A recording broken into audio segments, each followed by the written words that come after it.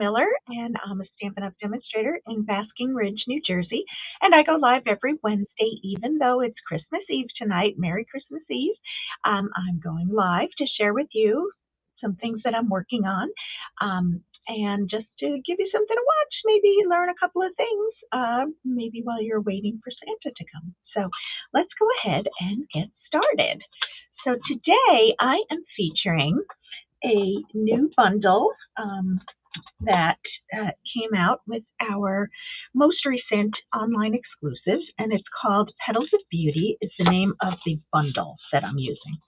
So it is part of the Brushed with Beauty suite, and as you can see, it comes with these gorgeous two-step stamping stamps so that you can create beautiful stamped images of flowers, and I haven't used those yet, haven't needed to, but the reason I purchased it is for the dies. I love having big background dies and dies that can make something that don't require any stamping. A lot of the classes that I do are online, and if I send out kits, I can't send out anything that's stamped. And I also can't rely that the people are going to have the stamps to work with all the time. So this creates flowers, all that can stand alone, but most beautifully it has this leaf die and then the two leaf dies, two different kinds of leaf dies. And I've used them many times. You may have already seen some cards made with that bundle, but that is something that I'm very fond of these days. So that is what I've been working with. And you can see this comes with our new packaging that went live with our latest online exclusive. So you can see that I store everything in one packet, and I keep them vertically in my on my shelf. So that's how I do my storage for that. But let's go ahead and make a card. So I'm starting with a piece of Calypso Coral cardstock in our standard 8.5 by 5.5 measurement there. And I'm going to fold this, okay. Scoring bone is on the other desk, that's okay. And we fold that in half. And of course I like to put my white on the inside of my card when the color is dark, so that when I go to write inside the card, I can see what I'm writing. Okay, of course it does look kind of classy, right? Classes the whole thing up a bit. You could also stamp on the inside to add a little bit. I could put some designer series paper in here. I tend not to do that, but that's only because I have my measurements the way that I cut them. Now, I'm going to go ahead and put this aside for the moment. Okay, so that's up here. Put that here because I need to use this paper. So the reason I need the paper is because I'm going to take one of our brand new stamps, and this is the linen stamp. So it's a giant background stamp, and you can see I put it onto our largest block, and mine has this little grid on it. We used to sell this grid that you could put on your blocks. We don't currently have that, but that was where that came from.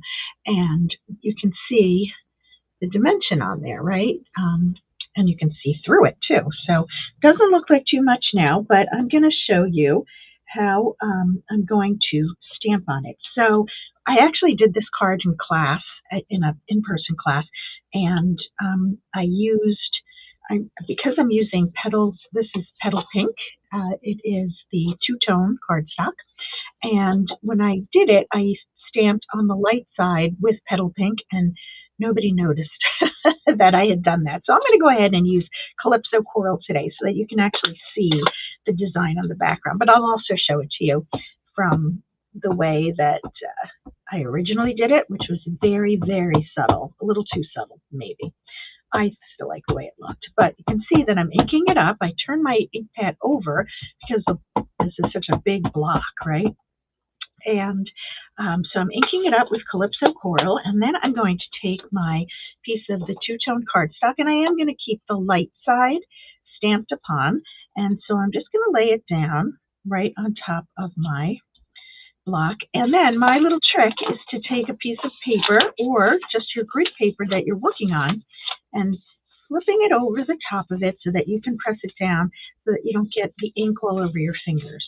I may get the ink all over my fingers anyway, but this is the easiest way I find to do it. So then we're going to peel that off, and you can see this is a little sticky on there. But you can see now that I have this linen look on my paper, and I'll show it to you how it looks with the other way in a second.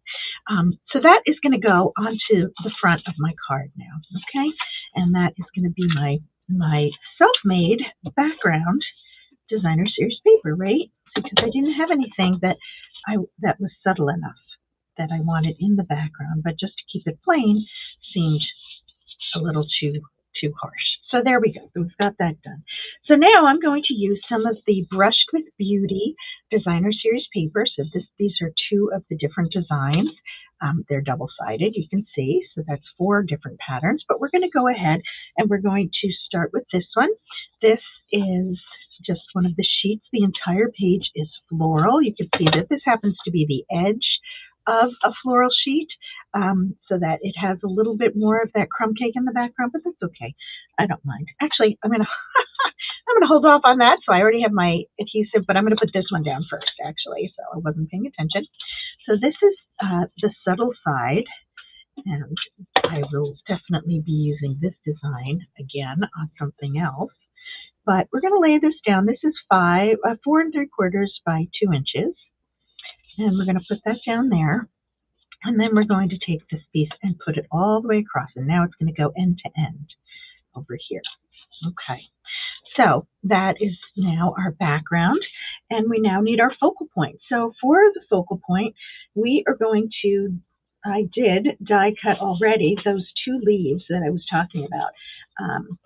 I just love to use them in the background. So here they both are. I die cut them out of Mossy Meadow, and I'm going to go ahead and put them down onto the card. So this one's going to go like that.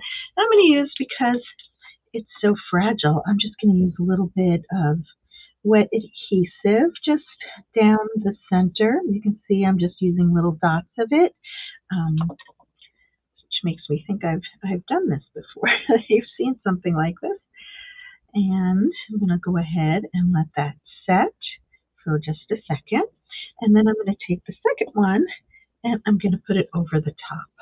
Okay, now you could use dimensionals for that part if you wanted to, but I'm not going to, because I'm actually going to cover it up again and then I will use dimensionals. So you can see I can use a little more adhesive, but I'm still not putting globs of it, right? Because it's still very fragile. And so I'm just kind of putting them on alternate angles. I might have made that a little more straight. Either way. Okay, so this is going to be the background for my focal point, which I always love to do. And so then I just took 2 of the dies from the Stylish Shapes. Love to use these. And I'm actually using both of these down here, these 2 little ones. So for the bigger one, for the white piece, I'm going to, lost my second piece. So the white piece I have as the bigger one, and then I did the little teeny one like that. And I'm going to go ahead and stamp on this, and I'm using Thanks. And oh boy, I don't remember which stamp set this Thanks is from, but I'm going to, oh, it's from the Impressions of Bloom stamp set. That is actually on the Last Chance list. So if that's something that you're looking for, this happens to be one of my favorite stamps, and you can see that it's been, excuse me, it's been used a lot, right? Because it's so dark in color and stained. But that's okay. So now we've got our Thanks, and what I wanted to do was have this sticking out on each end. Obviously, that's not going to work. So I'm just going to take my scissors, and I'm going to cut it in half. And then I'm going to put a little adhesive at each end of this little label on the back side. And I'm going to position it so that it sticks out just a little bit. So there's one side, and then I'll do the same thing on the other. And it makes it look like the banner goes all the way through, even though it doesn't. So that tricked some people at class, but they did figure it out. Hopefully it's straight like that. And then I'm going to go ahead and use my dimensionals to add it to the card. I like to keep the layers that are mounted on dimensionals to, to just one if I can, two at most, in terms of how high it gets. So that is why I did that. And so this is really getting centered right on the card, and I am letting the two little sprigs stems come out the bottom. You could cover that up if you wanted to, but I'm just going to do it like that. And so then we have our card, but then we could always use some gems. So let's go ahead and take some of these pearls of beauty, which are also part of um, the same suite, the um, the not petals of beauty, no, brushed with beauty. Sweet is the name of it. And then I'm going to just use these little crumb cake ones, and I'm going to add them to my card like so. So I'm going to use one big one, two small ones, and I'm doing in this case what I would call a reverse triangle, where I have two over here and then one over here. Let me put this one down here. And now we have our completed card. Okay, so you see that linen background, you can really see it, but let me show you the card that I originally did. And if you look really closely, I think I got it there, you can see that that's where the linen was. But as you can see when you look at it further away, it's so subtle that most people didn't even notice that that was going on in the background. So I wanted to make sure. So let me know which one you like better. I know which one I prefer, but let me know. And yes, Beth, of course I have gems. Of course, cannot have a card without something, either ribbon or gems or both if I can, right?